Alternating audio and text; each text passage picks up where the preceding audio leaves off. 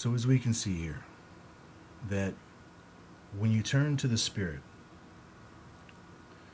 you are freed from the veil.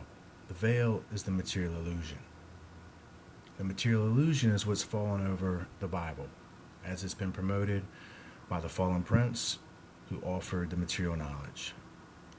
The material temptation has been taken over the spiritual path, at least for the way of men. So we see here that when you turn to the Spirit gives you liberty, the Spirit gives you freedom, the Spirit gives you freedom from your just quantified material existence. And now you have a qualified spiritual existence. This spiritual existence is now qualified to overcome the quantity. It's qualified to overcome the limits. And what makes it qualified is because its source is infinite. It's an infinite potential of spiritual progression that is offered to the believer. It's just dependent upon your capacity to receive it. It is directly in the world all around you, in the image that we see in the mirror. He's telling you that the spirit kingdom is at hand. All you have to do is believe. And that you will be changed. And that you will be changed into an image that is more glorious from one stage to the next. And that's going to be based upon your capacity to receive. Your personal capacity. So I'd like you to see that we're really talking about what I'm talking about. Let's look over here at chapter 5 of 2 Corinthians. For we know that if our earthly house of this tabernacle were dissolved, what am I telling you? They've got us in some sort of material matrix, right? Right? They've got us in a material matrix. What am I telling you? We're in 4 dimensions, right?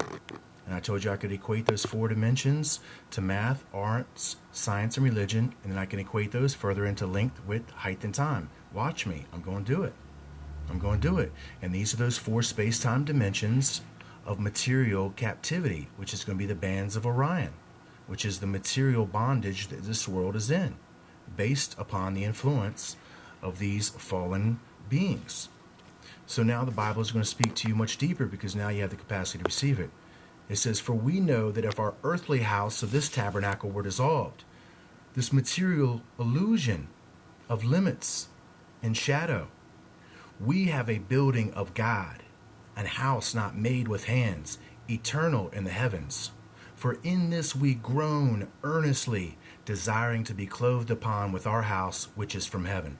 Meaning now, that kingdom now, desiring to be clothed upon with our house which is from heaven, meaning that kingdom coming down now, my friends. I'm speaking to you the way that the Spirit is finally getting us to the point where we have the majority, have the capacity to receive at this moment, for those that have made it this far. For in this case we groan earnestly, and I told you, as beholding with open face.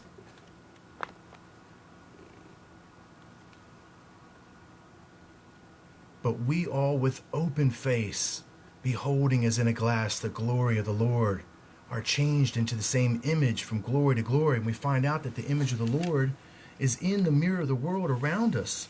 But they have only allowed you to see the material illusion that is reflecting off it. Listen to this. For in this we groan earnestly, desiring to be clothed upon with our house, our spiritual, dimensional reality, which is from heaven. If so be that being clothed, we shall not be found naked, meaning limited. Now we are full of the potentials. We won't be found lacking when we are dwelling in the spiritual world. For we that are in this tabernacle do groan, the material one, being burdened, not for that we would be unclothed, but clothed upon the kingdom of heaven, that mortality might be swallowed up of life. Listen to me, friends. I'll be back.